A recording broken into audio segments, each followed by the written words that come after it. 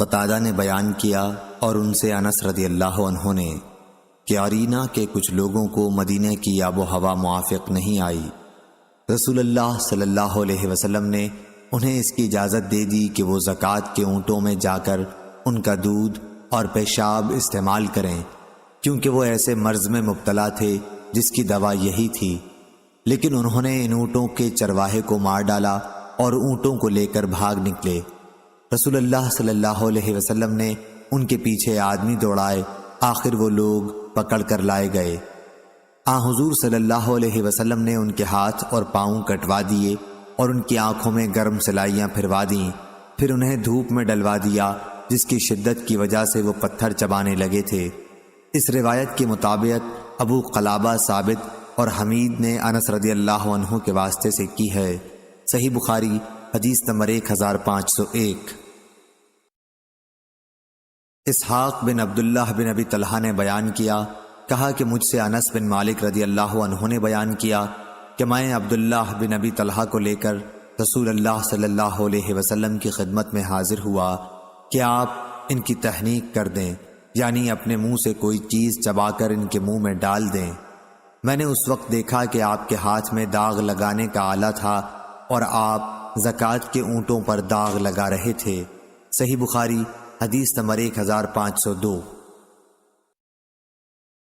اسماعیل بن جعفر نے بیان کیا، ان سے عمر بن نافع نے، ان سے ان کے باپ نے اور ان سے حضرت عبداللہ بن عمر رضی اللہ عنہ نے بیان کیا کہ رسول اللہ صلی اللہ علیہ وسلم نے فطر کی زکوٰۃ صدقہ فطر 1 سا کھجور 1 سا جو فرض قرار دی تھی، غلام، آزاد مرد، عورت، چھوٹے اور بڑے تمام مسلمانوں پر آپ کا حکم یہ تھا کہ نماز عید کے لیے جانے سے پہلے یہ صدقہ ادا کر دیا جائے۔ صحیح بخاری حدیث نمبر 1503۔ امام مالک نے خبر دی انہیں نافع نے اور انہیں حضرت عبداللہ بن عمر رضی اللہ عنہ نے کہ رسول اللہ صلی اللہ علیہ وسلم نے فطر کی زکوٰۃ آزاد یا غلام، مرد یا عورت تمام مسلمانوں پر 1 سا کھجور یا جو فرض کی تھی۔ صحیح بخاری حدیث نمبر 1504۔ ایاز بن عبداللہ نے بیان کیا اور ان سے ابو سعید خدری رضی اللہ عنہ نے بیان کیا کہ ہم 1 سا جو کا صدقہ دیا کرتے تھے۔ صحیح بخاری حدیث نمبر 1505۔ ایاز بن عبداللہ بن سعد بن ابی سرح عامری نے بیان کیا کہ انہوں نے حضرت ابو سعید خدری رضی اللہ عنہ سے سنا، آپ فرماتے تھے کہ ہم فطرہ کی زکوٰۃ 1 سا اناج یا گیہوں یا 1 سا جو یا 1 سا کھجور یا 1 سا پنیر یا 1 سا زبیب، خشک انگور یا انجیر نکالا کرتے تھے۔ صحیح بخاری حدیث نمبر 1506۔ احمد بن یونس نے بیان کیا، انہوں نے کہا کہ ہم سے لیث بن نافع کے واسطے سے بیان کیا، ان سے عبداللہ بن عمر رضی اللہ عنہ نے کہ رسول اللہ صلی اللہ علیہ وسلم نے 1 سا کھجور یا 1 سا جو کی زکوٰۃ فطر دینے کا حکم فرمایا تھا۔ عبداللہ بن عمر رضی اللہ عنہ نے بیان کیا کہ پھر لوگوں نے اسی کے برابر 2 مد آدھا سا گیہوں کر لیا تھا۔ صحیح بخاری حدیث نمبر 1507۔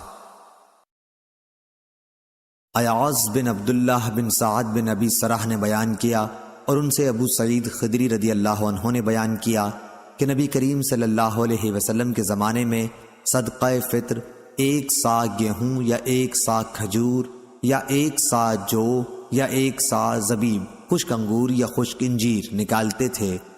پھر جب معاویہ رضی اللہ عنہ مدینے میں آئے اور گیہوں کی آمدنی ہوئی تو کہنے لگے، میں سمجھتا ہوں اس کا 1 مد دوسرے اناج کے 2 مد کے برابر ہے۔ صحیح بخاری حدیث نمبر 1508۔ موسیٰ بن عقبہ نے بیان کیا، ان سے نافع نے اور ان سے عبداللہ بن عمر رضی اللہ عنہ نے کہ نبی کریم صلی اللہ علیہ وسلم نے صدقہ فطر نماز عید کے لیے جانے سے پہلے نکالنے کا حکم دیا تھا۔ صحیح بخاری حدیث نمبر 1509۔ زید بن اسلم نے بیان کیا، ان سے عیاض بن عبداللہ بن سعد نے، ان سے ابو سعید خدری رضی اللہ عنہ نے بیان کیا کہ ہم نبی کریم صلی اللہ علیہ وسلم کے زمانے میں عید الفطر کے دن کھانے کے غلے سے ایک سا نکالتے تھے۔ ابو سعید خدری رضی اللہ تعالی عنہ نے بیان کیا کہ ہمارا کھانا ان دنوں جو، زبیب، پنیر اور کھجور تھا۔ صحیح بخاری حدیث نمبر 1510۔ نافع نے بیان کیا اور ان سے حضرت عبداللہ بن عمر رضی اللہ عنہ نے کہ نبی کریم صلی اللہ علیہ وسلم نے صدقہ فطر یا یہ کہا کہ صدقہ رمضان مرد، عورت، آزاد اور غلام سب پر ایک سا کھجور یا ایک سا جو فرض قرار دیا تھا۔ پھر لوگوں نے آدھا سا گیہوں کو اس کے برابر قرار دے لیا، لیکن ابن عمر رضی اللہ عنہ کھجور دیا کرتے تھے۔ ایک مرتبہ مدینے میں کھجور کا قحط پڑا تو آپ نے جو صدقے میں نکالا۔ ابن عمر رضی اللہ عنہ چھوٹے بڑے سب کی طرف سے، یہاں تک کہ میرے بیٹوں کی طرف سے بھی صدقہ فطر نکالتے تھے۔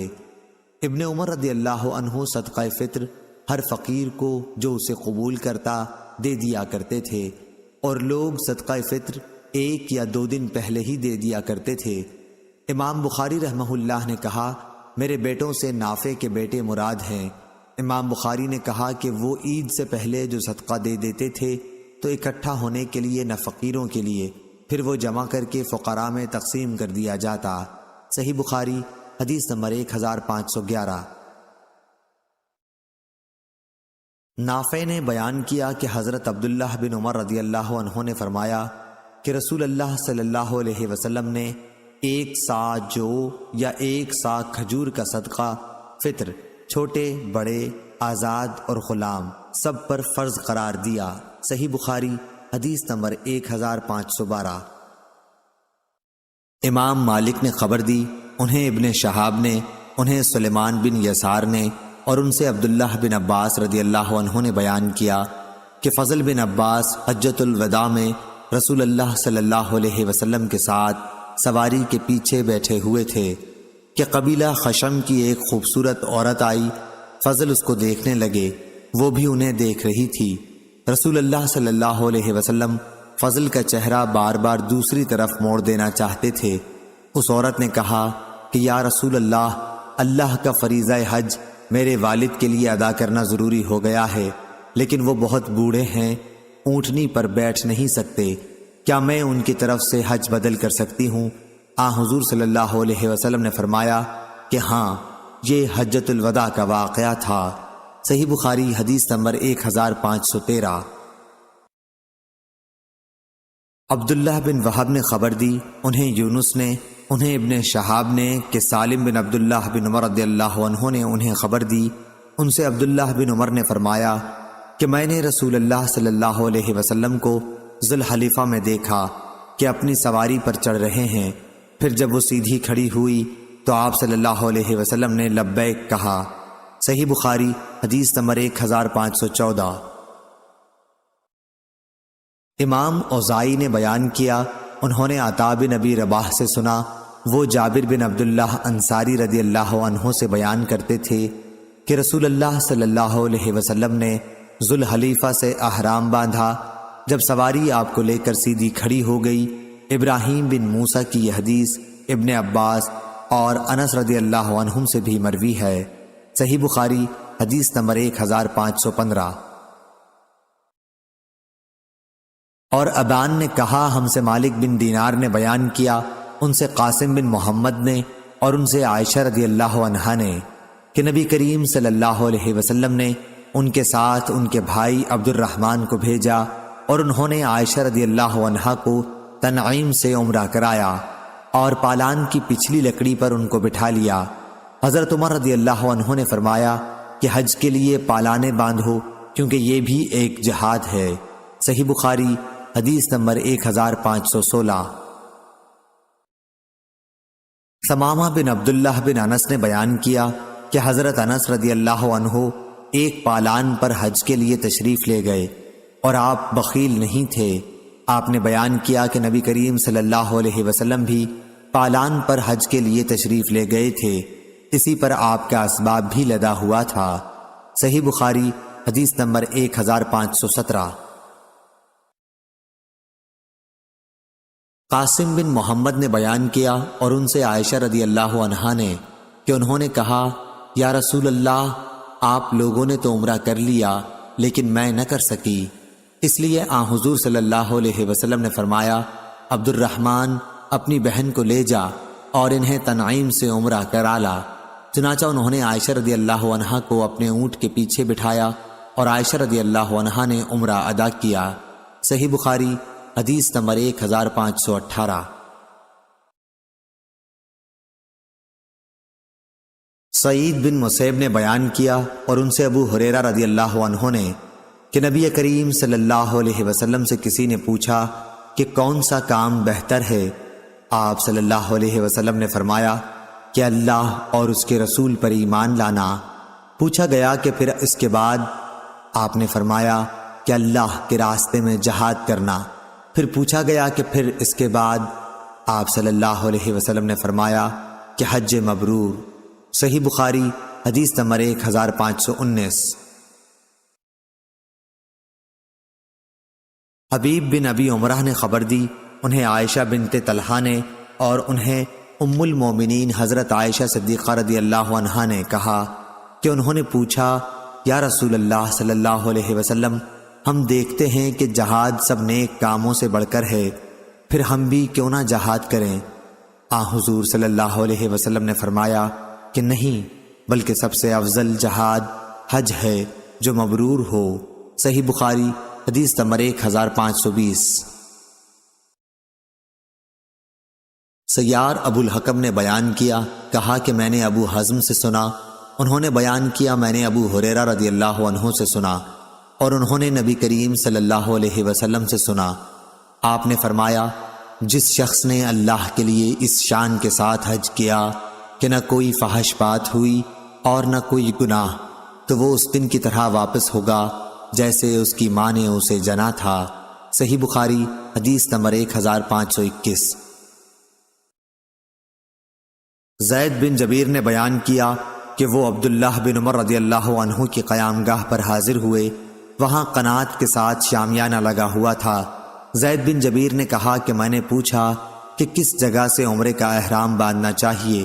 عبداللہ رضی اللہ عنہ نے جواب دیا کہ رسول اللہ صلی اللہ علیہ وسلم نے نجد والوں کے لیے قرن، مدینہ والوں کے لیے ذوالحلیفہ اور شام والوں کے لیے جحفہ مقرر کیا ہے۔ صحیح بخاری حدیث نمبر 1522۔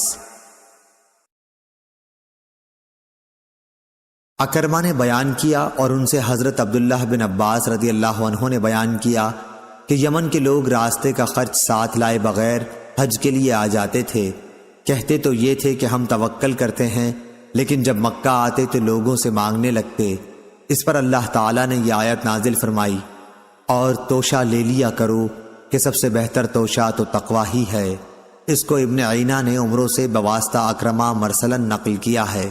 صحیح بخاری حدیث نمبر 1523۔ موسیٰ بن اسماعیل نے بیان کیا، کہا کہ ہم سے وہیب نے بیان کیا، کہا کہ ہم سے عبداللہ بن طاؤس نے بیان کیا، ان سے ان کے باپ نے اور ان سے ابن عباس رضی اللہ عنہ نے کہ نبی کریم صلی اللہ علیہ وسلم نے مدینہ والوں کے احرام کے لیے ذوالحلیفہ، شام والوں کے لیے جحفہ، نجد والوں کے لیے قرن، منازل، یمن والوں کے لیے یلملم متعین کیا۔ یہاں سے ان مقامات والے بھی احرام باندھیں اور ان کے علاوہ وہ لوگ بھی جو ان راستوں سے آئیں اور حج یا عمرے کا ارادہ رکھتے ہوں، لیکن جن کا قیام میقات اور مکے کے درمیان ہے تو وہ احرام اسی جگہ سے باندھیں جہاں سے انہیں سفر شروع کرنا ہے، یہاں تک کہ مکے کے لوگ مکے سے احرام باندھیں۔ صحیح بخاری حدیث نمبر 1524۔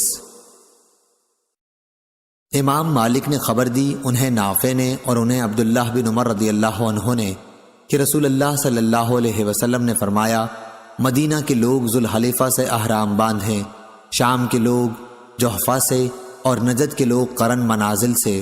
عبداللہ نے کہا کہ مجھے معلوم ہوا ہے کہ نبی کریم صلی اللہ علیہ وسلم نے فرمایا اور یمن کے لوگ یلملم سے احرام باندھیں۔ صحیح بخاری حدیث نمبر 1525۔ طاؤس نے بیان کیا اور ان سے حضرت عبداللہ بن عباس رضی اللہ عنہ نے بیان کیا کہ رسول اللہ صلی اللہ علیہ وسلم نے مدینہ والوں کے لیے ذوالحلیفہ کو میقات مقرر کیا، شام والوں کے لیے جحفہ، نجد والوں کے لیے قرن منازل اور یمن والوں کے لیے یلملم۔ یہ میقات ان ملک والوں کے لیے ہیں اور ان لوگوں کے لیے بھی جو ان ملکوں سے گزر کر حرم میں داخل ہوں اور حج یا عمرے کا ارادہ رکھتے ہوں، لیکن جو لوگ میقات کے اندر رہتے ہوں ان کے لیے احرام باندھنے کی جگہ ان کے گھر ہیں، یہاں تک کہ مکے کے لوگ احرام مکے ہی سے باندھیں۔ صحیح بخاری حدیث نمبر 1526۔ سفیان بن عینہ نے بیان کیا، کہا کہ ہم نے ظاہری سے یہ حدیث یاد رکھی، ان سے سالم نے کہا اور ان سے ان کے والد نے بیان کیا تھا کہ رسول اللہ صلی اللہ علیہ وسلم نے میقات متعین کر دیے تھے۔ صحیح بخاری حدیث نمبر 1527۔ دوسری سند، اور امام بخاری نے کہا کہ مجھ سے احمد نے بیان کیا، کہا کہ ہم سے عبداللہ بن وہب نے بیان کیا، کہا کہ مجھے یونس نے خبر دی، انہیں ابن شہاب نے، انہیں سالم بن عبداللہ نے اور ان سے ان کے والد نے بیان کیا کہ میں نے رسول کریم صلی اللہ علیہ وسلم سے سنا، آپ نے فرمایا تھا کہ مدینہ والوں کے لیے احرام باندھنے کی جگہ ذوالحلیفہ اور شام والوں کے لیے مہیعہ یعنی جحفہ اور نجد والوں کے لیے قرن منازل۔ عبداللہ بن عمر رضی اللہ عنہ نے کہا کہ لوگ کہتے تھے کہ نبی کریم صلی اللہ علیہ وسلم نے فرمایا کہ یمن والے احرام یلملم سے باندھیں، لیکن میں نے اسے آپ سے نہیں سنا۔ صحیح بخاری حدیث نمبر 1528۔ حماد بن زید نے بیان کیا، انہوں نے کہا کہ ہم سے عمرو بن دینار نے، ان سے طاؤس نے اور ان سے ابن عباس رضی اللہ عنہ نے کہ نبی کریم صلی اللہ علیہ وسلم نے مدینہ والوں کے لیے ذوالحلیفہ میقات ٹھہرایا اور شام والوں کے لیے جحفہ، یمن والوں کے لیے یلملم اور نجد والوں کے لیے قرن منازل۔ یہ ان ملکوں کے لوگوں کے لیے ہیں اور دوسرے ان تمام لوگوں کے لیے بھی جو ان ملکوں سے گزریں اور حج اور عمرے کا ارادہ رکھتے ہوں، لیکن جو لوگ میقات کے اندر رہتے ہوں تو وہ اپنے شہروں سے احرام باندھیں تاکہ مکے کے لوگ مکے ہی سے احرام باندھیں۔ صحیح بخاری حدیث نمبر 1529۔ عبداللہ بن طاؤس نے بیان کیا، ان سے ان کے باپ نے اور ان سے ابن عباس رضی اللہ عنہ نے کہ نبی کریم صلی اللہ علیہ وسلم نے مدینہ والوں کے لیے ذوالحلیفہ مقرر کیا، شام والوں کے لیے جحفہ، نجد والوں کے لیے قرن منازل اور یمن والوں کے لیے یلملم۔ یہ ان ملکوں کے باشندوں کے لیے میقات ہیں اور تمام ان دوسرے مسلمانوں کے لیے بھی جو ان ملکوں سے گزر کر آئیں اور حج اور عمرے کا ارادہ رکھتے ہوں، لیکن جو لوگ میقات کے اندر رہتے ہیں تو وہ احرام وہیں سے باندھیں جہاں سے سفر شروع کریں تاکہ مکے کے لوگ احرام مکے ہی سے باندھیں۔ صحیح بخاری حدیث نمبر 1530۔ عبید اللہ عمری نے نافع سے بیان کیا اور ان سے عبداللہ بن عمر رضی اللہ عنہ نے کہ جب یہ دو شہر بصرہ اور کوفہ فتح ہوئے تو لوگ حضرت عمر رضی اللہ عنہ کے پاس آئے اور کہا کہ یا امیر المومنین، رسول اللہ صلی اللہ علیہ وسلم نے نجد کے لوگوں کے لیے احرام باندھنے کی جگہ قرن منازل قرار دی ہے اور ہمارا راستہ ادھر سے نہیں ہے، اگر ہم قرن کی طرف جائیں تو ہمارے لیے بڑی دشواری ہوگی۔ اس پر حضرت عمر رضی اللہ عنہ نے فرمایا کہ پھر تم اپنے راستے میں اس کے برابر کوئی چیز تجویز کر لو، چنانچہ ان کے لیے ذات عرق کی تعین کر دی۔ صحیح بخاری حدیث نمبر 1531۔ امام مالک نے خبر دی، انہیں نافع نے، انہیں عبداللہ بن عمر رضی اللہ عنہ نے کہ رسول اللہ صلی اللہ علیہ وسلم نے مقام ذوالحلیفہ کے پتھریلے میدان میں سواری روکی اور پھر وہیں آپ صلی اللہ علیہ وسلم نے نماز پڑھی۔ عبداللہ بن عمر رضی اللہ عنہ بھی ایسا ہی کیا کرتے تھے۔ صحیح بخاری حدیث نمبر 1532۔ عبید اللہ عمری نے بیان کیا، ان سے نافع نے بیان کیا، ان سے عبداللہ بن عمر رضی اللہ عنہ نے بیان کیا کہ رسول اللہ صلی اللہ علیہ وسلم شجرہ کے راستے سے گزرتے ہوئے معرس کے راستے سے مدینے آتے۔ نبی اکرم صلی اللہ علیہ وسلم جب مکہ جاتے تو شجرہ کی مسجد میں نماز پڑھتے، لیکن واپسی میں ذوالحلیفہ کے نشیب میں نماز پڑھتے۔ آپ رات وہیں گزارتے تاکہ صبح ہو جاتی۔ صحیح بخاری حدیث نمبر 1533۔ امام اوزائی نے بیان کیا، کہا کہ ہم سے یحییٰ بن ابی کثیر نے بیان کیا، ان سے اکرمہ نے بیان کیا، انہوں نے حضرت عبداللہ بن عباس رضی اللہ عنہ سے سنا، وہ بیان کرتے تھے کہ میں نے عمر رضی اللہ عنہ سے سنا، ان کا بیان تھا کہ میں نے رسول اللہ صلی اللہ علیہ وسلم سے وادی عقیق میں سنا، آپ نے فرمایا تھا کہ رات میرے پاس میرے رب کا ایک فرشتہ آیا اور کہا کہ اس مبارک وادی میں نماز پڑھ اور اعلان کر کہ عمرہ حج میں شریک ہو گیا۔ صحیح بخاری حدیث نمبر 1534۔ سالم بن عبداللہ بن عمر نے بیان کیا اور ان سے ان کے والد نے نبی کریم صلی اللہ علیہ وسلم کے حوالے سے کہ مارس کے قریب ذوالحلیفہ کے بطن وادی عقیق میں آپ صلی اللہ علیہ وسلم کو خواب دکھایا گیا، جس میں آپ سے کہا گیا تھا کہ آپ اس وقت بطحہ مبارکہ میں ہیں۔ موسیٰ بن عقبہ نے کہا کہ سالم نے ہم کو بھی وہاں ٹھہرایا، وہ اس مقام کو ڈھونڈ رہے تھے جہاں عبداللہ اونٹ بٹھایا کرتے تھے، یعنی جہاں حضرت صلی اللہ علیہ وسلم رات کو اترا کرتے تھے۔ وہ مقام اس مسجد کے نیچے کی طرف ہے جو نالے کے نشیب میں ہے۔ اترنے والوں اور راستے کے بیچوں بیچ وادی عقیق مدینے سے 4 میل بقیع کی جانب ہے۔ صحیح بخاری حدیث نمبر 1535۔ عطا بن ابی رباح نے خبر دی، انہیں صفوان بن یالی نے کہا کہ ان کے باپ یالی بن امیہ نے حضرت عمر رضی اللہ عنہ سے کہا کہ کبھی آپ مجھے نبی کریم صلی اللہ علیہ وسلم کو اس حال میں دکھائیے جب آپ پر وحی نازل ہو رہی ہو۔ انہوں نے بیان کیا کہ ایک بار رسول اللہ صلی اللہ علیہ وسلم جعرانہ میں اپنے اصحاب کی ایک جماعت کے ساتھ ٹھہرے ہوئے تھے کہ ایک شخص نے آ کر پوچھا، یا رسول اللہ صلی اللہ علیہ وسلم، اس شخص کے متعلق آپ کا کیا حکم ہے جس نے عمرے کا احرام اس طرح باندھا کہ اس کے کپڑے خوشبو میں بسے ہوئے ہوں؟ نبی کریم صلی اللہ علیہ وسلم اس پر تھوڑی دیر کے لیے چپ ہو گئے، پھر آپ پر وحی نازل ہوئی تو حضرت عمر رضی اللہ عنہ نے یعلی رضی اللہ عنہ کو اشارہ کیا۔ یعلی آئے تو رسول اللہ صلی اللہ علیہ وسلم پر ایک کپڑا تھا جس کے اندر آپ تشریف رکھتے تھے۔ انہوں نے کپڑے کے اندر اپنا سر کیا تو کیا دیکھتے ہیں کہ روئے مبارک سرخ ہے اور آپ خراٹے لے رہے ہیں۔ پھر یہ حالت ختم ہوئی تو آپ نے فرمایا کہ وہ شخص کہاں ہے جس نے عمرے کے متعلق پوچھا تھا؟ شخص مذکور حاضر کیا گیا تو آپ نے فرمایا کہ جو خوشبو لگا رکھی ہے اسے 3 مرتبہ دھو لے اور اپنا جبہ اتار دے، عمرے میں بھی اسی طرح کر جس طرح حج میں کرتے ہو۔ میں نے عطا سے پوچھا کہ کیا حضور صلی اللہ علیہ وسلم کے 3 مرتبہ دھونے کے حکم سے پوری طرح صفائی مراد تھی؟ انہوں نے کہا کہ ہاں۔ صحیح بخاری حدیث نمبر 1536۔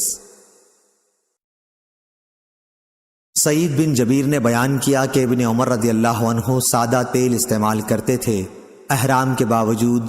میں نے اس کا ذکر ابراہیم نخعی سے کیا تو انہوں نے فرمایا کہ تم ابن عمر رضی اللہ عنہ کی بات نقل کرتے ہو۔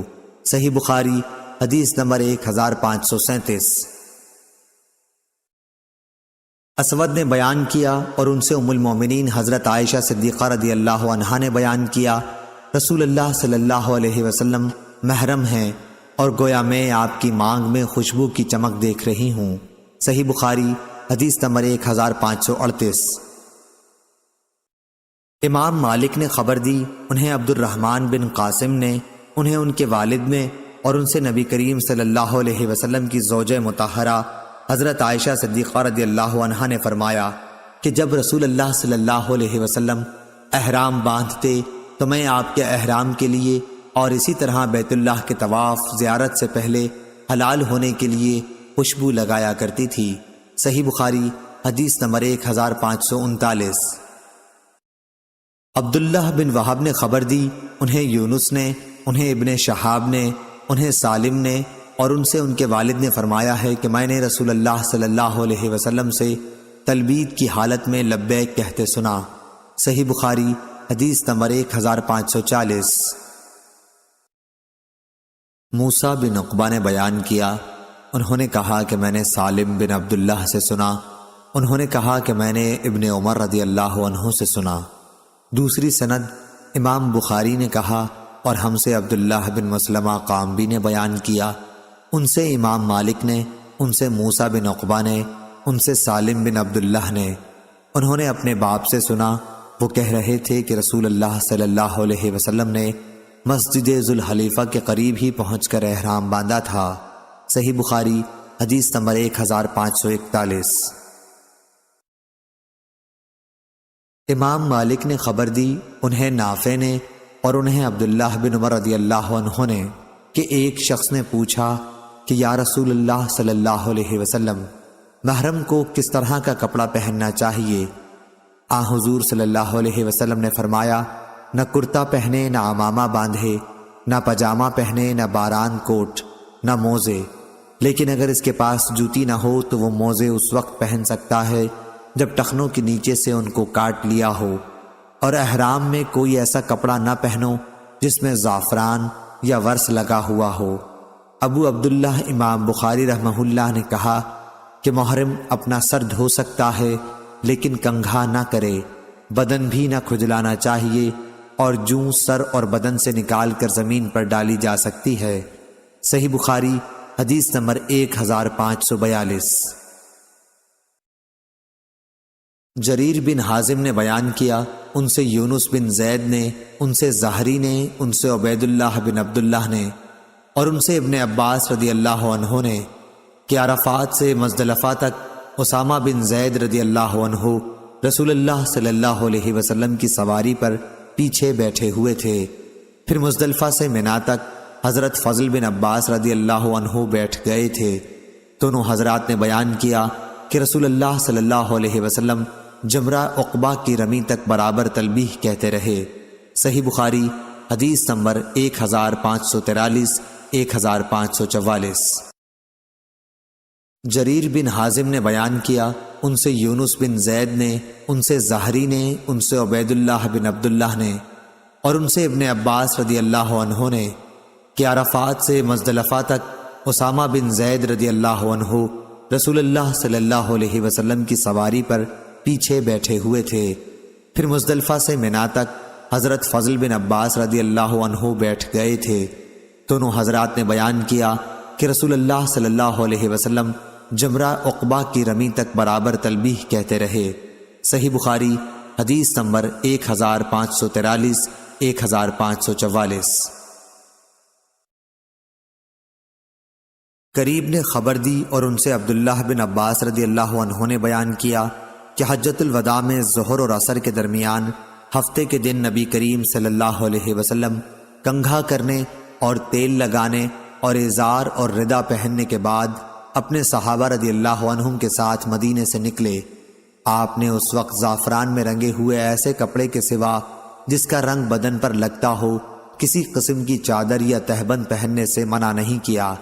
دن میں آپ ذوالحلیفہ پہنچ گئے اور رات وہیں گزاری۔ آپ سوار ہوئے اور بیدا سے آپ نے اور آپ کے ساتھیوں نے لبیک کہا اور احرام باندھا اور اپنے اونٹوں کو ہار پہنایا۔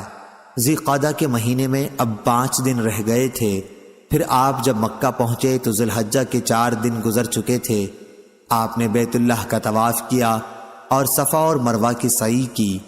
آپ ابھی حلال نہیں ہوئے کیونکہ قربانی کے جانور آپ کے ساتھ تھے اور آپ نے ان کی گردن میں ہار ڈال دیا تھا۔ آپ حجون پہاڑ کے نزدیک مکے کے بالائی حصے میں اترے۔ حج کا احرام اب بھی باقی تھا۔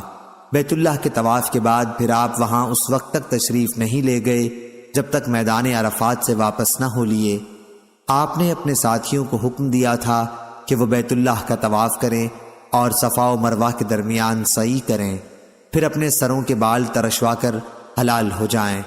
یہ فرمان ان لوگوں کے لیے تھا جن کے ساتھ قربانی کے جانور نہیں تھے۔ اگر کسی کے ساتھ اس کی بیوی تھی تو وہ اس سے ہم بستر ہو سکتا تھا۔ اس طرح خوشبودار اور سلے ہوئے کپڑے کا استعمال بھی اس کے لیے جائز تھا۔ صحیح بخاری حدیث نمبر 1545۔ ابن جریج نے خبر دی، انہوں نے کہا مجھ سے محمد بن المنقدر نے بیان کیا اور ان سے انس بن مالک رضی اللہ عنہ نے بیان کیا۔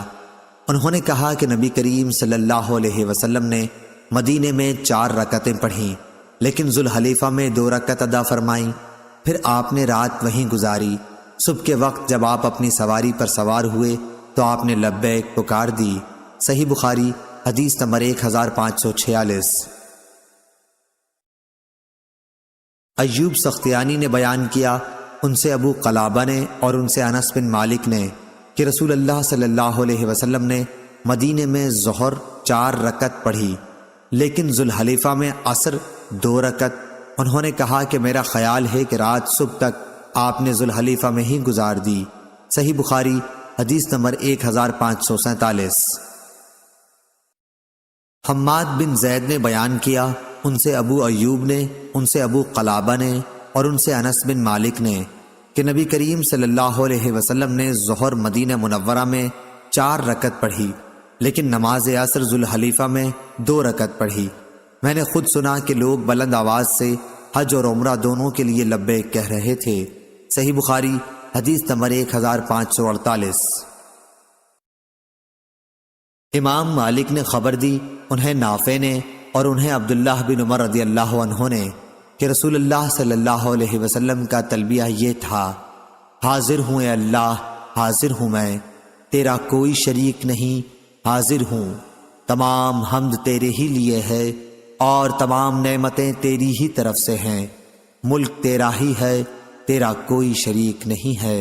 صحیح بخاری حدیث نمبر 1549۔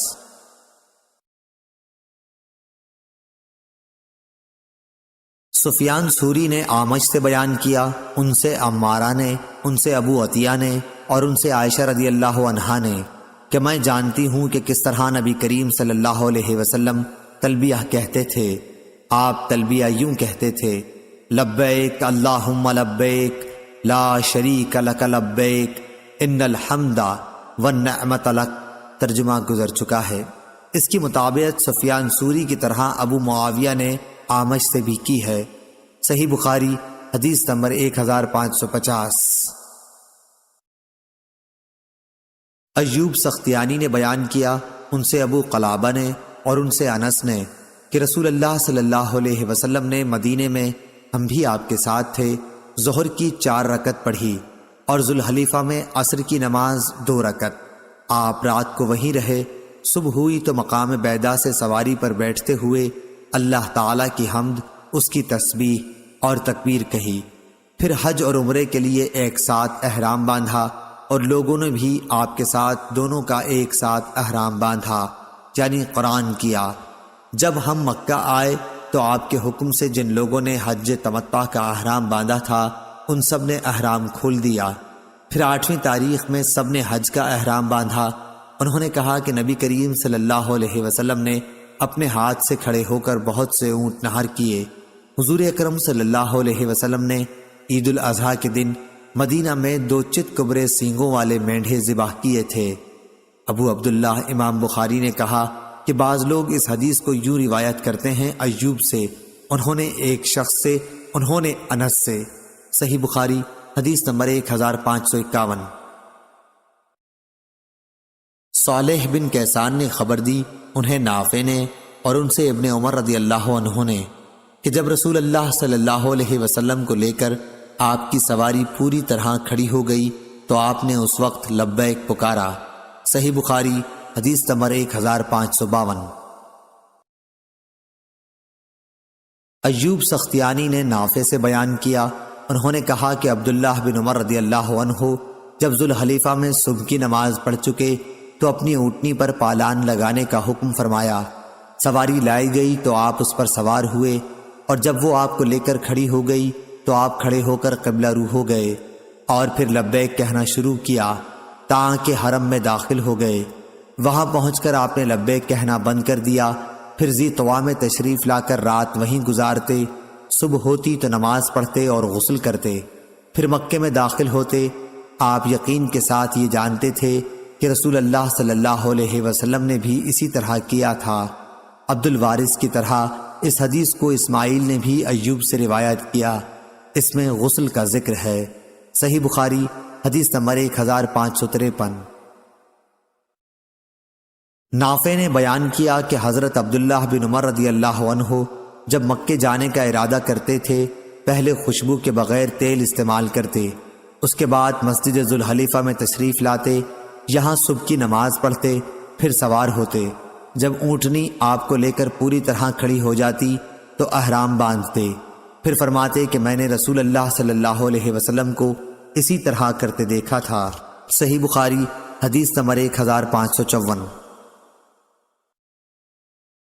مجاہد نے بیان کیا، کہا کہ ہم عبداللہ بن عباس رضی اللہ عنہ کی خدمت میں حاضر تھے۔ لوگوں نے دجال کا ذکر کیا کہ حضور صلی اللہ علیہ وسلم نے فرمایا ہے کہ اس کی دونوں آنکھوں کے درمیان کافر لکھا ہوا ہوگا۔ تو ابن عباس رضی اللہ عنہ نے فرمایا کہ میں نے تو یہ نہیں سنا، ہاں آپ نے یہ فرمایا تھا کہ گویا میں موسیٰ علیہ السلام کو دیکھ رہا ہوں کہ جب آپ نالے میں اترے تو لبیک کہہ رہے ہیں۔ صحیح بخاری حدیث نمبر 1555۔ امام مالک نے ابن شہاب سے خبر دی، انہیں عروہ بن زبیر نے، ان سے نبی کریم کی زوجہ مطہرہ حضرت عائشہ رضی اللہ عنہا نے بیان کیا کہ ہم حجۃ الوداع میں نبی کریم صلی اللہ علیہ وسلم کے ساتھ روانہ ہوئے۔ پہلے ہم نے عمرے کا احرام باندھا، لیکن نبی کریم صلی اللہ علیہ وسلم نے فرمایا کہ جس کے ساتھ قربانی ہو تو اسے عمرے کے ساتھ حج کا بھی احرام باندھ لینا چاہیے۔ ایسا شخص درمیان میں حلال نہیں ہو سکتا، بلکہ حج اور عمرہ دونوں سے ایک ساتھ حلال ہوگا۔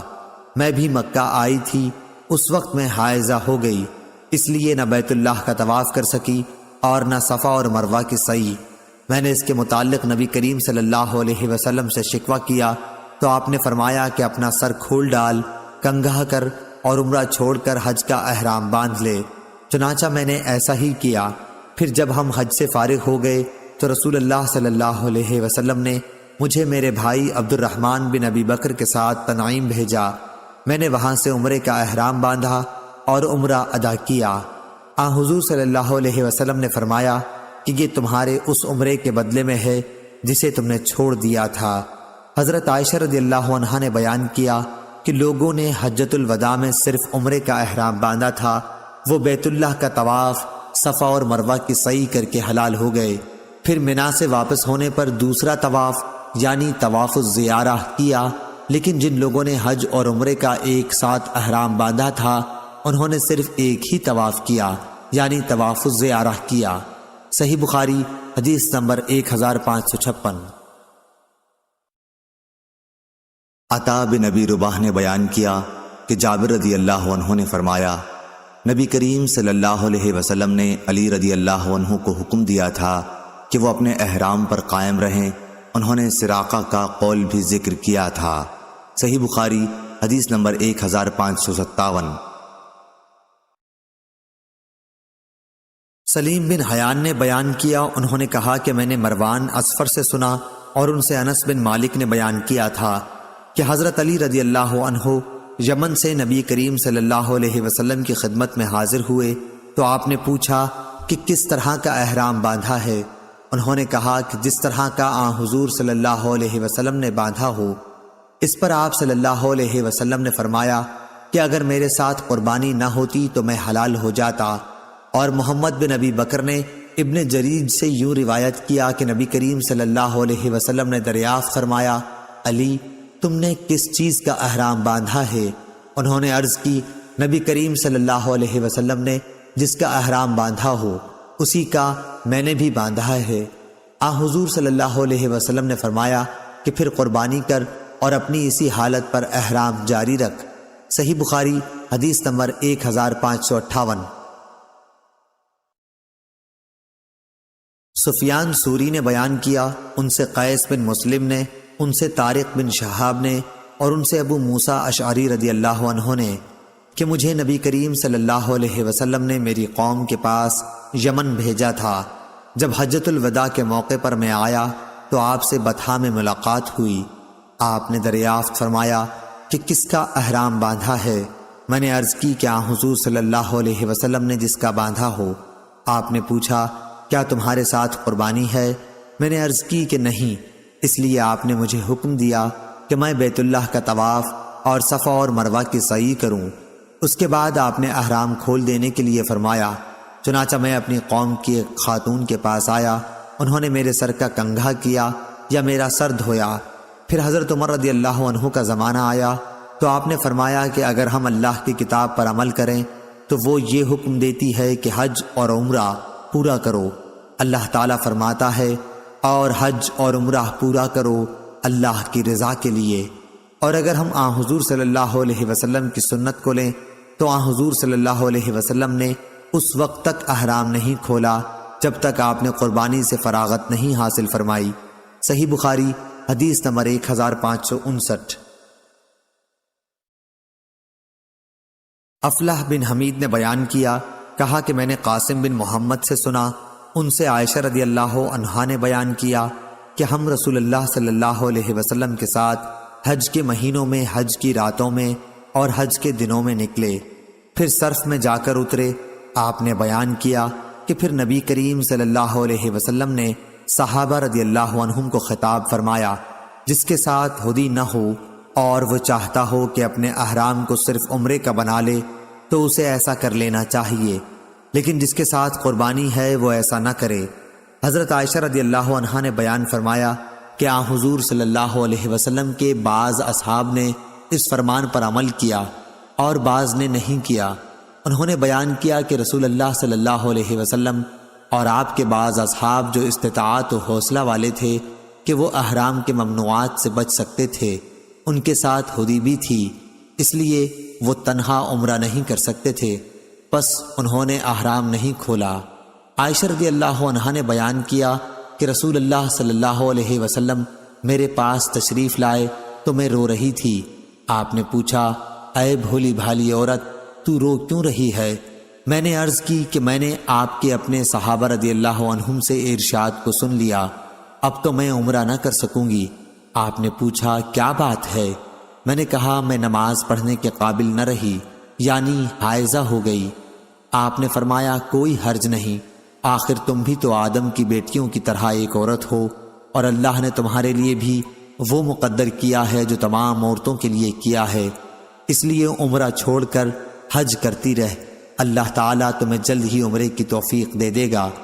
عائشہ رضی اللہ عنہا نے بیان کیا کہ ہم حج کے لیے نکلے، جب ہم عرفات سے منا پہنچے تو میں پاک ہو گئی، پھر منا سے جب میں نکلی تو بیت اللہ کا طواف زیارہ کیا۔ آپ نے بیان کیا کہ آخر میں حضور صلی اللہ علیہ وسلم کے ساتھ جب واپس ہونے لگی تو آپ وادی محصب میں آن کر اترے، ہم بھی آپ کے ساتھ ٹھہرے۔ آپ نے عبد الرحمن بن ابی بکر کو بلا کر کہا کہ اپنی بہن کو لے کر حرم سے باہر جا اور وہاں سے عمرے کا احرام باندھ، پھر عمرے سے فارغ ہو کر تم لوگ یہیں واپس آ جاؤ، میں تمہارا انتظار کرتا رہوں گا۔ عائشہ رضی اللہ عنہا نے بیان کیا کہ ہم حضور صلی اللہ علیہ وسلم کی ہدایت کے مطابق چلے، اور جب میں اور میرے بھائی طواف سے فارغ ہو گئے تو میں سحری کے وقت آپ کی خدمت میں پہنچی۔ آپ نے پوچھا کہ فارغ ہو گئیں؟ میں نے کہا ہاں۔ تب آپ نے اپنے ساتھیوں سے سفر شروع کر دینے کے لیے کہا۔ سفر شروع ہو گیا اور آپ مدینہ منورہ واپس ہو رہے تھے۔ ابو عبداللہ امام بخاری نے کہا کہ جو لا یدرک ہے وہ دورہ یدیر و دائرہ سے مشتق ہے، دورہ یدور و زورہ بھی استعمال ہوتا ہے، اور جس روایت میں لا یدرک ہے وہ درہ یدر و درہ سے نکلا۔ صحیح بخاری حدیث نمبر 1560۔ جریر نے بیان کیا، ان سے منصور نے، ان سے ابراہیم نخعی نے، ان سے اسود نے اور ان سے عائشہ رضی اللہ عنہا نے کہ ہم حج کے لیے رسول اللہ صلی اللہ علیہ وسلم کے ساتھ نکلے، ہماری نیت حج کے سوا اور کچھ نہ تھی۔ جب ہم مکہ پہنچے تو اور لوگوں نے بیت اللہ کا طواف کیا۔ حضور صلی اللہ علیہ وسلم کا حکم تھا کہ جو قربانی اپنے ساتھ نہ لایا ہو وہ حلال ہو جائے، چنانچہ جن کے پاس ہدی نہ تھی وہ حلال ہو گئے۔ افعال عمرہ کے بعد حضور صلی اللہ علیہ وسلم کی ازواج مطہرات ہدی نہیں لے گئی تھیں، اس لیے انہوں نے بھی احرام کھول ڈالے۔ عائشہ رضی اللہ عنہا نے کہا کہ میں حائضہ ہو گئی تھی، اس لیے میں بیت اللہ کا طواف نہ کر سکی، یعنی عمرہ چھوٹ گیا اور حج کرتی چلی گئی۔ جب محصب کی رات آئی میں نے کہا، یا رسول اللہ، اور لوگ تو حج اور عمرہ دونوں کر کے واپس ہو رہے ہیں، لیکن میں صرف حج کر سکتی ہوں۔ اس پر آپ نے فرمایا، کیا جب ہم مکہ آئے تھے تو تم طواف نہ کر سکی تھی؟ میں نے کہا کہ نہیں۔ آپ نے فرمایا کہ اپنے بھائی کے ساتھ تنعیم تک چلی جا اور وہاں سے عمرے کا احرام باندھ، پھر عمرہ ادا کر، ہم لوگ تمہارا فلاں جگہ انتظار کریں گے۔ اور صفیہ رضی اللہ عنہا نے کہا کہ معلوم ہوتا ہے میں بھی آپ لوگوں کو رکنے کا سبب بن جاؤں گی۔ حضور صلی اللہ علیہ وسلم نے فرمایا، مردار سرمنڈی، کیا تو نے یوم نحر کا طواف نہیں کیا تھا؟ انہوں نے کہا، کیوں نہیں، میں تو طواف کر چکی ہوں۔ آپ نے فرمایا، پھر کوئی حرج نہیں، چل کوچ کر۔ عائشہ رضی اللہ عنہا نے کہا، پھر میری ملاقات نبی کریم صلی اللہ علیہ وسلم سے ہوئی تو آپ مکے سے جاتے ہوئے اوپر کے حصے پر چڑھ رہے تھے اور میں نشیب میں اتر رہی تھی، یا یہ کہا کہ میں اوپر چڑھ رہی تھی اور حضور صلی اللہ علیہ وسلم اس چڑھاؤ کے بعد اتر رہے تھے۔ صحیح بخاری حدیث نمبر 1561۔ امام مالک نے خبر دی، انہیں ابو الاسود محمد بن عبد الرحمن بن نوفل نے، انہیں عروہ بن زبیر نے، اور ان سے ام المومنین حضرت عائشہ صدیقہ رضی اللہ عنہا نے بیان کیا کہ ہم حجۃ الوداع کے موقع پر رسول اللہ صلی اللہ علیہ وسلم کے ساتھ چلے۔ کچھ لوگوں نے عمرے کا احرام باندھا تھا، کچھ نے حج اور عمرہ دونوں کا، اور کچھ نے صرف حج کا۔ رسول اللہ صلی اللہ علیہ وسلم نے پہلے صرف حج کا احرام باندھا تھا، پھر آپ نے عمرہ بھی شریک کر لیا۔ پھر جن لوگوں نے حج کا احرام باندھا تھا یا حج اور عمرہ دونوں کا، ان کا احرام 10ویں تاریخ تک نہ کھل سکا۔ صحیح بخاری حدیث نمبر 1562۔ شعبہ نے بیان کیا، ان سے حکم نے، ان سے علی بن حسین حضرت زین العابدین نے، اور ان سے مروان بن حکم نے بیان کیا کہ حضرت عثمان اور علی رضی اللہ عنہ کو میں نے دیکھا ہے۔ عثمان رضی اللہ عنہ حج اور عمرے کو ایک ساتھ ادا کرنے سے روکتے تھے، لیکن حضرت علی رضی اللہ عنہ نے اس کے باوجود دونوں کا ایک ساتھ احرام باندھا اور کہا، لبیک بعمرہ و حجہ۔ آپ نے فرمایا کہ میں کسی ایک شخص کی بات پر رسول اللہ صلی اللہ علیہ وسلم کی حدیث کو نہیں چھوڑ سکتا۔ صحیح بخاری حدیث نمبر 1563۔ عبداللہ بن طاؤس نے بیان کیا، ان سے ان کے باپ نے اور ان سے ابن عباس رضی اللہ عنہ نے، کہ عرب سمجھتے تھے کہ حج کے دنوں میں عمرہ کرنا روئے زمین پر سب سے بڑا گناہ ہے۔ یہ لوگ محرم کو سفر بنا لیتے اور کہتے کہ جب اونٹ کی پیٹھ سستا لے اور اس پر خوب بال اگ جائیں اور سفر کا مہینہ ختم ہو جائے، یعنی حج کے ایام گزر جائیں، تو عمرہ حلال ہوتا ہے۔ پھر جب نبی کریم صلی اللہ علیہ وسلم اپنے صحابہ رضی اللہ عنہم کے ساتھ چوتھی کی صبح کو احرام باندھے ہوئے آئے تو آپ نے انہیں حکم دیا کہ اپنے حج کو عمرہ بنا لیں۔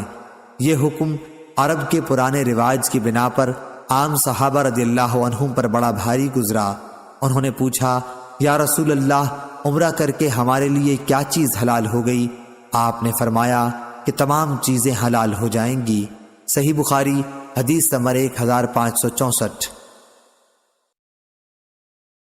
محمد بن جعفر غندر نے بیان کیا، کہا کہ ہم سے شعبہ نے بیان کیا، ان سے قیس بن مسلم نے، ان سے طارق بن شہاب نے، اور ان سے ابو موسیٰ اشعری رضی اللہ عنہ نے، کہ میں نبی کریم صلی اللہ علیہ وسلم کی خدمت میں حجۃ الوداع کے موقع پر یمن سے حاضر ہوا تو آپ نے مجھ کو عمرے کے بعد احرام کھول دینے کا حکم دیا۔ صحیح بخاری حدیث نمبر 1565۔ امام مالک رضی اللہ عنہ نے بیان کیا، دوسری سند، اور امام بخاری رحمہ اللہ نے کہا کہ ہم سے عبداللہ بن یوسف نے بیان کیا، کہا کہ ہمیں امام مالک رحمہ اللہ نے خبر دی، انہیں نافع نے اور انہیں ابن عمر رضی اللہ عنہ نے، کہ حضور صلی اللہ علیہ وسلم کی زوجہ مطہرہ حضرت حفصہ رضی اللہ عنہا نے بیان کیا کہ انہوں نے رسول اللہ صلی اللہ علیہ وسلم سے دریافت کیا، یا رسول اللہ، کیا بات ہے، اور لوگ تو عمرہ کر کے حلال ہو گئے لیکن آپ حلال نہیں ہوئے؟ حضور صلی اللہ علیہ وسلم نے فرمایا کہ میں نے اپنے سر کی تلبید، بالوں کو جمانے کے لیے ایک لیسدار چیز کا استعمال کرنا کی ہے، اور اپنے ساتھ ہدی قربانی کا جانور لایا ہوں، اس لیے میں قربانی سے پہلے احرام نہیں کھول سکتا۔ صحیح بخاری حدیث نمبر 1566۔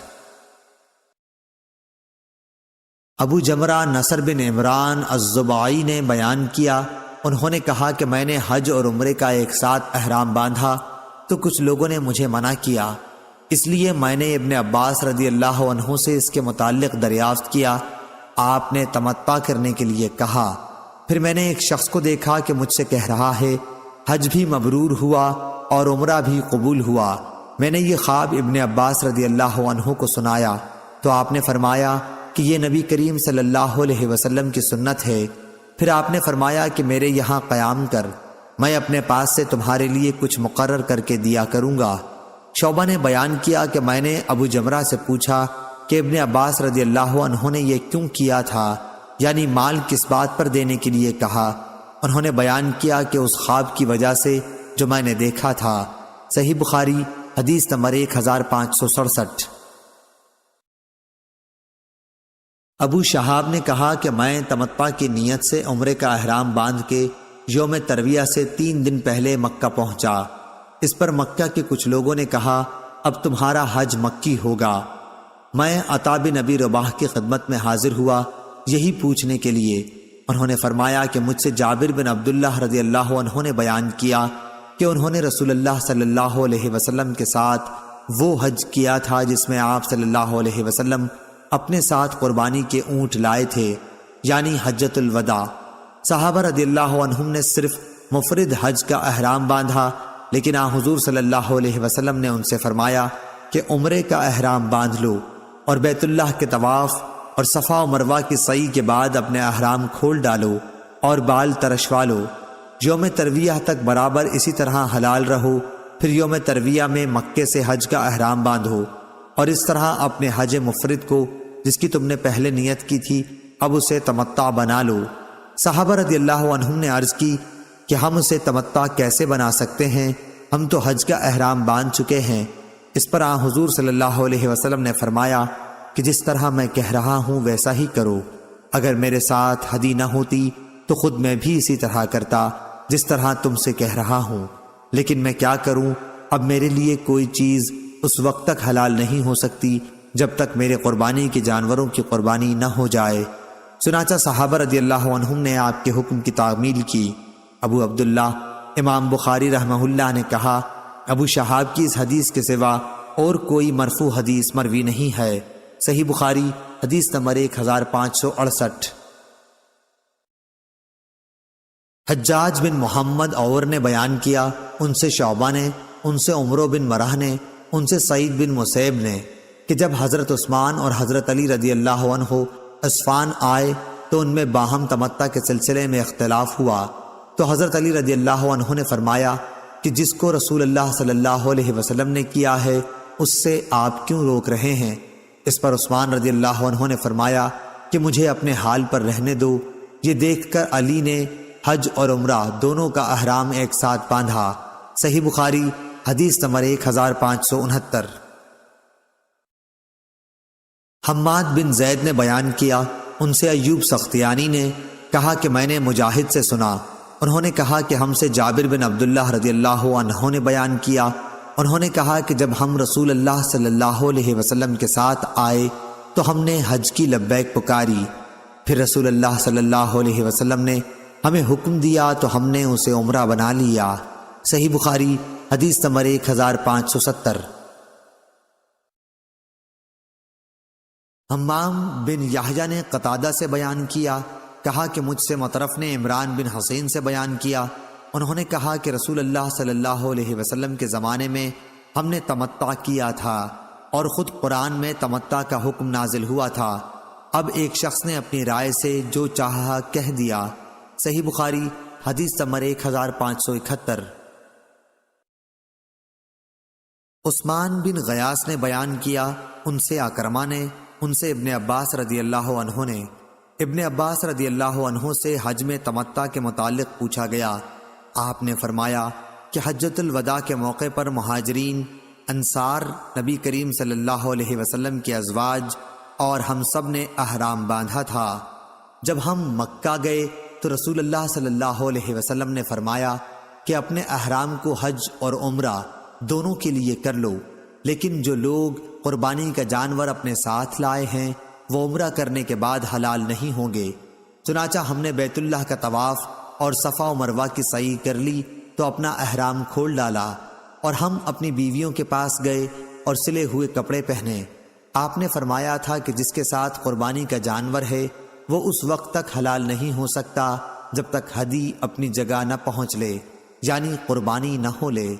ہمیں جنہوں نے ہدی ساتھ نہیں لی تھی، آپ صلی اللہ علیہ وسلم نے 8ویں تاریخ کی شام کو حکم دیا کہ ہم حج کا احرام باندھ لیں۔ پھر جب ہم مناسک حج سے فارغ ہو گئے تو ہم نے آ کر بیت اللہ کا طواف اور صفا مروہ کی سعی کی۔ پھر ہمارا حج پورا ہو گیا اور اب قربانی ہم پر لازم ہوئی، جیسا کہ اللہ تعالیٰ کا ارشاد ہے، جسے قربانی کا جانور میسر ہو تو وہ قربانی کرے، اور اگر کسی کو قربانی کی طاقت نہ ہو تو 3 روزے حج میں اور 7 دن گھر واپس ہونے پر رکھے۔ قربانی میں بکری بھی کافی ہے، تو لوگوں نے حج اور عمرہ دونوں عبادتیں ایک ہی سال میں ایک ساتھ ادا کیں، کیونکہ اللہ تعالیٰ نے خود اپنی کتاب میں یہ حکم نازل کیا تھا، اور رسول اللہ صلی اللہ علیہ وسلم نے اس پر خود عمل کر کے تمام لوگوں کے لیے جائز قرار دیا تھا۔ البتہ مکے کے باشندوں کا اس سے استثناء ہے، کیونکہ اللہ تعالیٰ کا فرمان ہے، یہ حکم ان لوگوں کے لیے ہے جن کے گھر والے مسجد الحرام کے پاس رہنے والے نہ ہوں۔ اور حج کے جن مہینوں کا قرآن میں ذکر ہے وہ شوال، ذوالقعدہ اور ذی الحجہ ہیں۔ ان مہینوں میں جو کوئی بھی تمتع کرے وہ یا قربانی دے یا اگر مقدور نہ ہو تو روزے رکھے۔ اور رفث کا معانی جمع یا فحش باتیں اور فسوق، گناہ اور جدال، لوگوں سے جھگڑنا۔ صحیح بخاری حدیث نمبر 1572۔ ایوب سختیانی نے خبر دی، انہیں نافع نے، انہوں نے بیان کیا کہ جب عبداللہ بن عمر رضی اللہ عنہ حرم کی سرحد کے قریب پہنچتے تو تلبیہ کہنا بند کر دیتے، رات ذی طوا میں گزارتے، صبح کی نماز وہیں پڑھتے اور غسل کرتے، پھر مکے میں داخل ہوتے۔ آپ بیان کرتے تھے کہ نبی کریم صلی اللہ علیہ وسلم بھی اسی طرح کیا کرتے تھے۔ صحیح بخاری حدیث نمبر 1573۔ عبید اللہ عمری نے بیان کیا، ان سے نافع نے ابن عمر رضی اللہ عنہ سے بیان کیا، آپ رضی اللہ عنہ نے فرمایا کہ نبی کریم صلی اللہ علیہ وسلم نے ذی طوا میں رات گزاری، پھر جب صبح ہوئی تو آپ مکے میں داخل ہوئے۔ ابن عمر رضی اللہ عنہ بھی اسی طرح کرتے تھے۔ صحیح بخاری حدیث نمبر 1574۔ امام مالک رحمہ اللہ نے بیان کیا، ان سے نافع نے اور ان سے ابن عمر رضی اللہ عنہ نے کہ رسول اللہ صلی اللہ علیہ وسلم مکے میں بلند گھاٹی یعنی جنت المعلی کی طرف سے داخل ہوتے اور نکلتے ثنیہ سفلی کی طرف سے یعنی نیچے کی گھاٹی باب شبیکہ کی طرف سے۔ صحیح بخاری حدیث نمبر 1575۔ یحییٰ قطان نے بیان کیا، ان سے عبید اللہ عمری نے، ان سے نافع نے اور ان سے عبداللہ بن عمر رضی اللہ عنہ نے کہ رسول اللہ صلی اللہ علیہ وسلم ثنیہ علیہ یعنی مقام قدا کی طرف سے داخل ہوتے جو بطحہ میں ہے، اور ثنیہ سفلی کی طرف سے نکلتے تھے یعنی نیچے والی گھاٹی کی طرف سے۔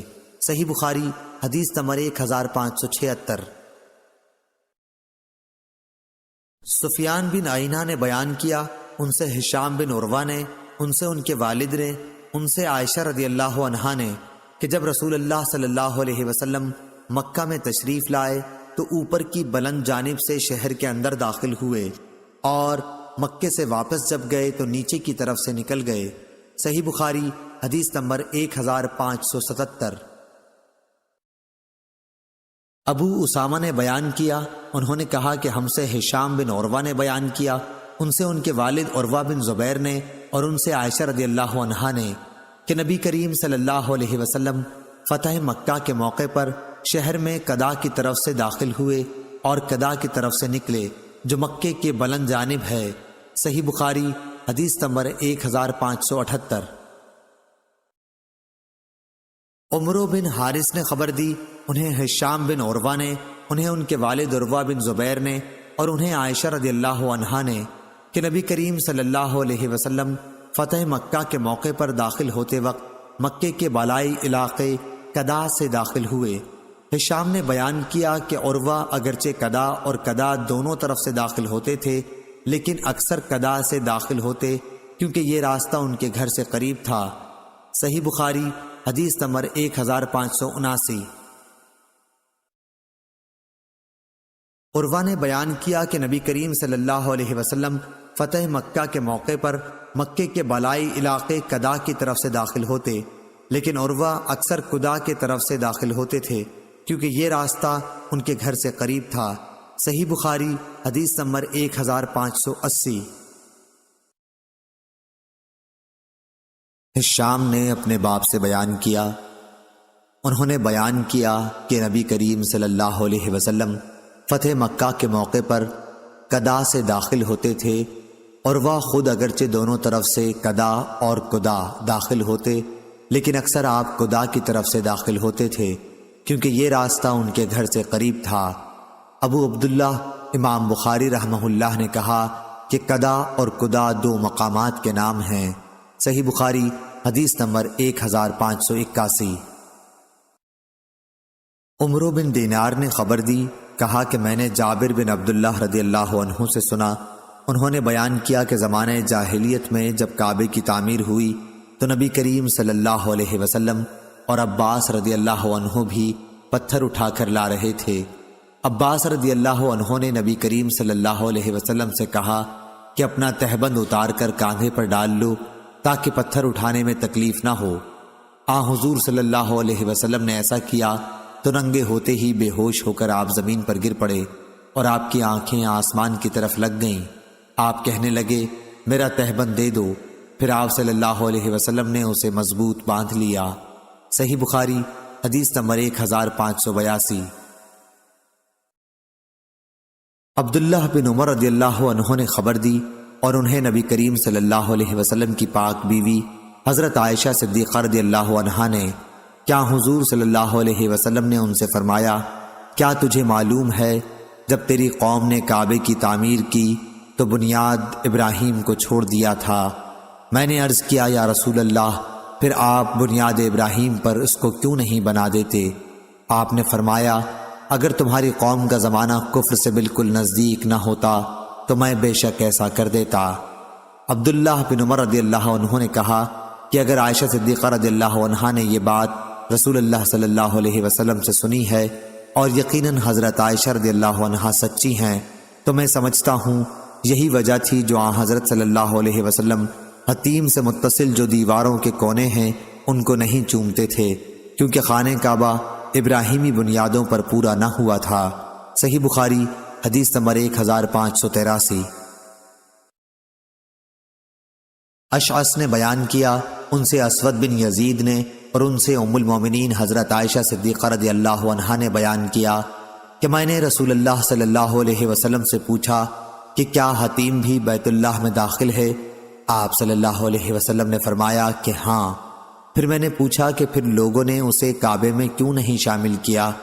آپ صلی اللہ علیہ وسلم نے جواب دیا کہ تمہاری قوم کے پاس خرچ کی کمی پڑ گئی تھی۔ پھر میں نے پوچھا کہ یہ دروازہ کیوں اونچا بنایا؟ آپ نے فرمایا کہ یہ بھی تمہاری قوم ہی نے کیا تاکہ جسے چاہیں اندر آنے دیں اور جسے چاہیں روک دیں۔ اگر تمہاری قوم کی جاہلیت کا زمانہ تازہ نہ ہوتا اور مجھے اس کا خوف نہ ہوتا کہ ان کے دل بگڑ جائیں گے تو اس حتیم کو بھی میں کعبے میں شامل کر دیتا اور کعبے کا دروازہ زمین کے برابر کر دیتا۔ صحیح بخاری حدیث نمبر 1584۔ ہشام نے بیان کیا، ان سے ان کے والد نے اور ان سے ام المومنین حضرت عائشہ صدیقہ رضی اللہ عنہا نے بیان کیا کہ رسول اللہ صلی اللہ علیہ وسلم نے مجھ سے فرمایا اگر تمہاری قوم کا زمانہ کفر سے ابھی تازہ نہ ہوتا تو میں خانہ کعبہ کو توڑ کر اسے ابراہیم علیہ السلام کی بنیاد پر بناتا، کیونکہ قریش نے اس میں کمی کر دی ہے، اس میں ایک دروازہ اور اس دروازے کے مقابل رکھتا۔ ابو معاویہ نے کہا ہم سے ہشام نے بیان کیا، حدیث میں خلف سے دروازہ مراد ہے۔ صحیح بخاری حدیث نمبر 1585۔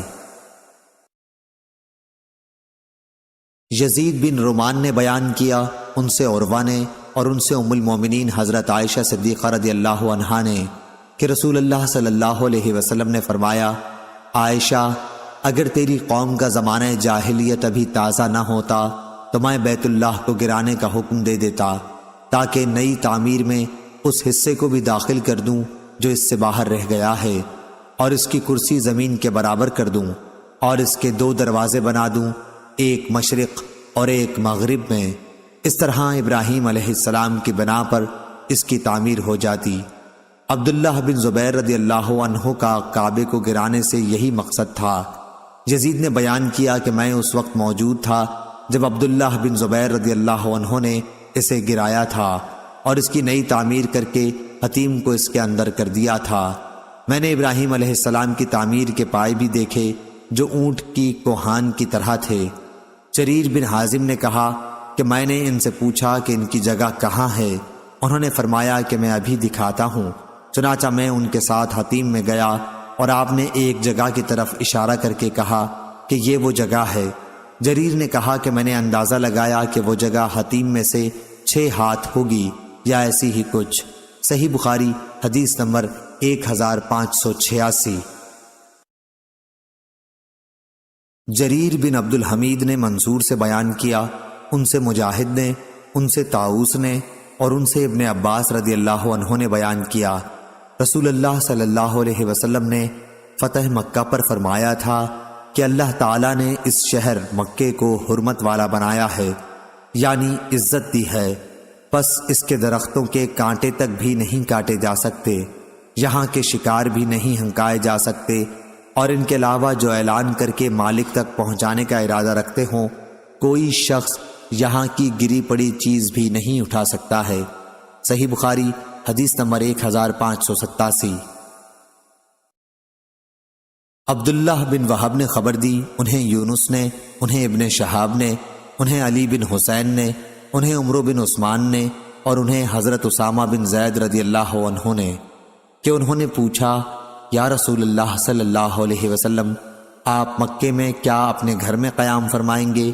اس پر آپ نے فرمایا کہ عقیل نے ہمارے لیے محلہ یا مکان چھوڑا ہی کب ہے، سب بیچ کھوچ کر برابر کر دیے۔ عقیل اور طالب ابو طالب کے وارث ہوئے تھے۔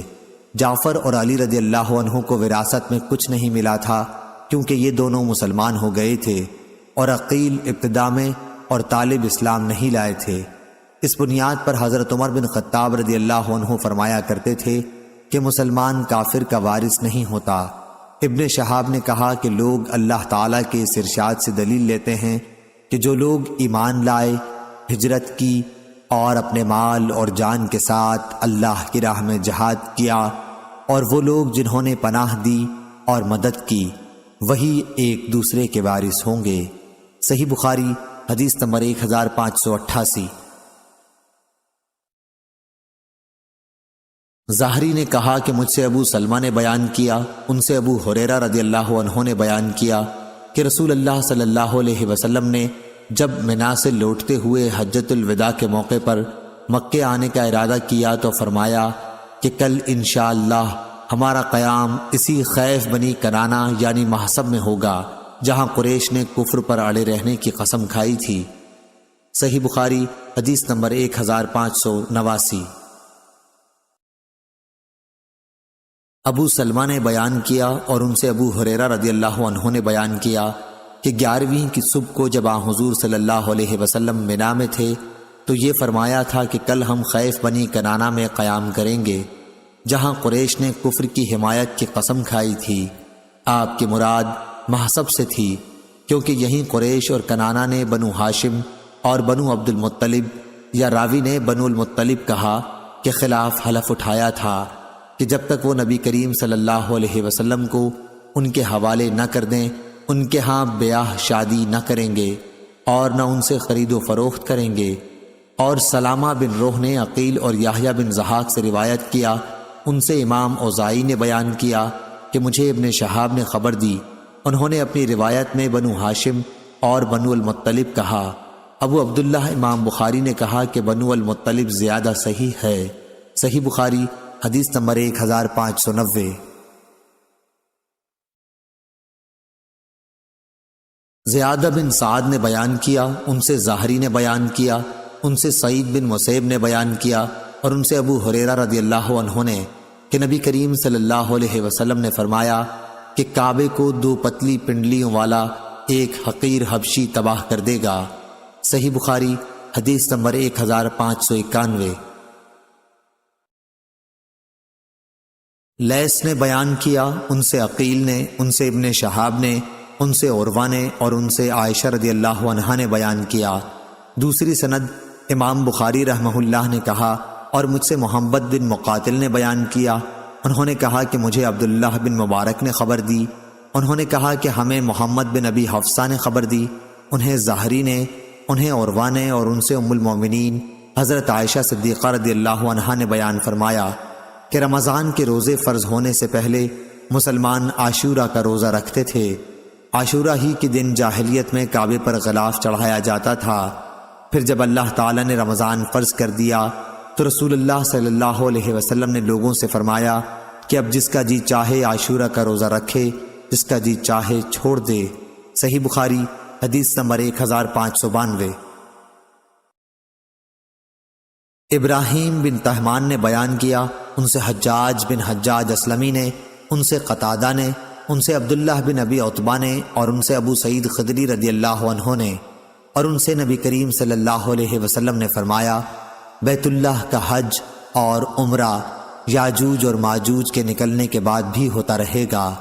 عبداللہ بن ابی عتبہ کے ساتھ اس حدیث کو ابان اور عمران نے قتادہ سے روایت کیا، اور عبد الرحمن نے شعبہ کے واسطے سے یوں بیان کیا کہ قیامت اس وقت تک قائم نہیں ہوگی جب تک بیت اللہ کا حج بند نہ ہو جائے۔ امام بخاری نے کہا کہ پہلی روایت زیادہ راویوں نے بیان کی ہے، اور قتادہ نے عبداللہ بن عتبہ سے سنا، اور عبداللہ نے ابو سعید خدری رضی اللہ عنہ سے سنا۔ صحیح بخاری حدیث نمبر 1593۔ ابو وائل نے بیان کیا، کہا کہ میں شیبہ کی خدمت میں حاضر ہوا۔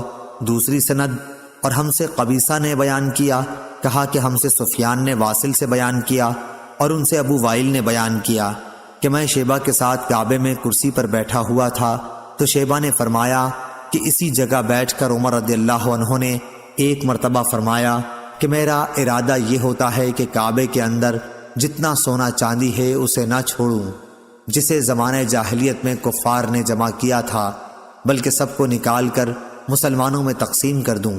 میں نے عرض کی کہ آپ کے ساتھیوں حضرت صلی اللہ علیہ وسلم اور ابو بکر رضی اللہ عنہ نے تو ایسا نہیں کیا۔ انہوں نے فرمایا کہ میں بھی انہی کی پیروی کر رہا ہوں، اسی لیے میں اس کو ہاتھ نہیں لگاتا۔ صحیح بخاری حدیث نمبر 1594۔ ابن ابی ملیکہ نے بیان کیا، ان سے عبداللہ بن عباس رضی اللہ عنہ نے، اور ان سے نبی کریم صلی اللہ علیہ وسلم نے فرمایا گویا میری نظروں کے سامنے وہ پتلی ٹانگوں والا سیاہ آدمی ہے جو خانہ کعبہ کے ایک ایک پتھر کو اکھاڑ پھینکے گا۔ صحیح بخاری حدیث نمبر 1595۔ لیث بن سعد نے بیان کیا، ان سے یونس نے، ان سے ابن شہاب نے، ان سے سعید بن مسیب نے کہ ابو ہریرہ رضی اللہ عنہ نے کہا کہ رسول اللہ صلی اللہ علیہ وسلم نے فرمایا کہ کعبے کو 2 پتلی پنڈلیوں والا حبشی خراب کرے گا۔ صحیح بخاری حدیث نمبر 1596۔ سفیان سوری نے خبر دی، انہیں اعمش نے، انہیں ابراہیم نے، انہیں عابس نے، انہیں ربیعہ نے کہ حضرت عمر رضی اللہ عنہ حجر اسود کے پاس آئے اور اسے بوسہ دیا اور فرمایا میں خوب جانتا ہوں کہ تو صرف ایک پتھر ہے، نہ کسی کو نقصان پہنچا سکتا ہے نہ نفع۔ اگر رسول اللہ صلی اللہ علیہ وسلم کو تجھے بوسہ دیتے ہوئے میں نہ دیکھتا تو میں بھی کبھی تجھے بوسہ نہ دیتا۔ صحیح بخاری حدیث نمبر 1597۔ لیث بن سعد نے بیان کیا، ان سے ابن شہاب نے، ان سے سالم نے، اور ان سے ان کے باپ نے بیان کیا کہ رسول اللہ صلی اللہ علیہ وسلم اور اسامہ بن زید اور بلال و عثمان بن ابی طلحہ چاروں خانہ کعبہ کے اندر گئے اور اندر سے دروازہ بند کر لیا۔ پھر جب دروازہ کھولا تو میں پہلا شخص تھا جو اندر گیا۔ میری ملاقات بلال سے ہوئی۔ میں نے پوچھا کیا نبی کریم صلی اللہ علیہ وسلم نے اندر نماز پڑھی ہے؟ انہوں نے بتلایا کہ ہاں، دونوں یمنی ستونوں کے درمیان آپ نے نماز پڑھی ہے۔ صحیح بخاری حدیث نمبر 1598۔ موسیٰ بن عقبہ نے خبر دی، انہیں نافع نے کہ حضرت عبداللہ بن عمر رضی اللہ عنہ جب کعبے کے اندر داخل ہوتے تو سامنے کی طرف چلتے اور دروازہ پیٹھ کی طرف چھوڑ دیتے۔ آپ اسی طرح چلتے رہتے اور جب سامنے کی دیوار تقریباً 3 ہاتھ رہ جاتی تو نماز پڑھتے تھے۔ اس طرح آپ اس جگہ نماز پڑھنے کا اہتمام کرتے جس کے متعلق بلال رضی اللہ عنہ سے معلوم ہوا تھا کہ رسول اللہ صلی اللہ علیہ وسلم نے وہیں نماز پڑھی تھی، لیکن اس میں کوئی حرج نہیں، کعبے میں جس جگہ بھی کوئی چاہے نماز پڑھ لے۔ صحیح بخاری حدیث نمبر 1599۔ اسماعیل بن ابی خالد نے خبر دی، انہیں عبداللہ بن ابی اوفا نے، کہ رسول اللہ صلی اللہ علیہ وسلم نے عمرہ کیا تو آپ نے کعبے کا طواف کر کے مقام ابراہیم کے پیچھے 2 رکعتیں پڑھیں۔ آپ کے ساتھ کچھ لوگ تھے جو آپ کے اور لوگوں کے درمیان آڑ بنے ہوئے تھے۔ ان میں سے ایک صاحب نے ابن ابی اوفا سے پوچھا، کیا رسول اللہ صلی اللہ علیہ وسلم کعبے کے اندر تشریف لے گئے تھے؟ تو انہوں نے بتایا کہ نہیں۔ صحیح بخاری حدیث نمبر 1600۔